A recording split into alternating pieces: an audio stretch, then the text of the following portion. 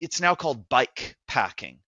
We called it bicycle touring at the time, but people wanted to get away from the idea or concept of tourism Mm, because you're really living within these different areas. Like you mentioned, it's a much deeper or richer way of experiencing the culture as you go along. Traveling at a slower pace allows you to have a greater breadth of connection. right. And so we can include some things in the links in the notes for this podcast for all of your wonderful listeners. And I really want to encourage everybody who is listening, get out there, try something different. Growth happens outside of your comfort zone. There's so many incredible, different, and unique ways to travel that are really worth pursuing.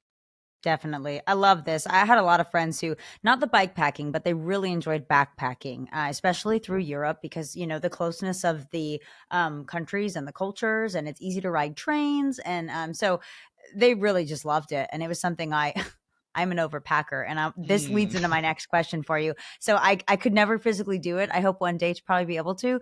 But in regard to that, a huge theme in your travels is stepping away from that consumer culture and just culture of access and learning to live with less. What's the biggest lesson you've learned from being so untethered in that way?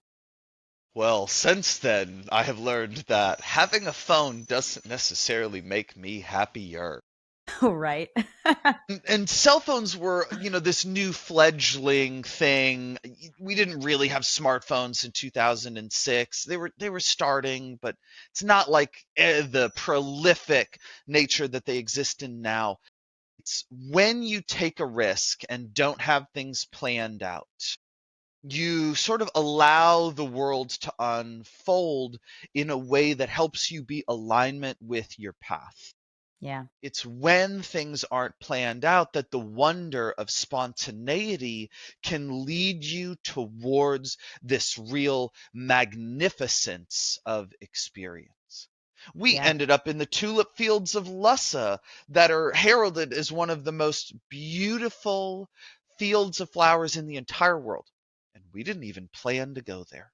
And it was such a wonderful thing to have very many different experiences like that. Mm. And so many of the organic connections with people that we made when we were basically begging for food led us to meeting kind folks that gave us places to stay, that sometimes brought us out to dinner and wanted to show us around their town the following day and play tour guide. And, there's this real capability to connect with other cultures when we put ourselves in situations where we don't have the next thing planned out. Yeah, I love that. I love the spontaneity. And I love that you really focused on relationships, memories, and just like that experience day to day versus, again, like we talked about in the beginning of this episode, really just like letting go of I have to be in control of everything. I have to Yeah. plan everything. I have to have everything I may need with me.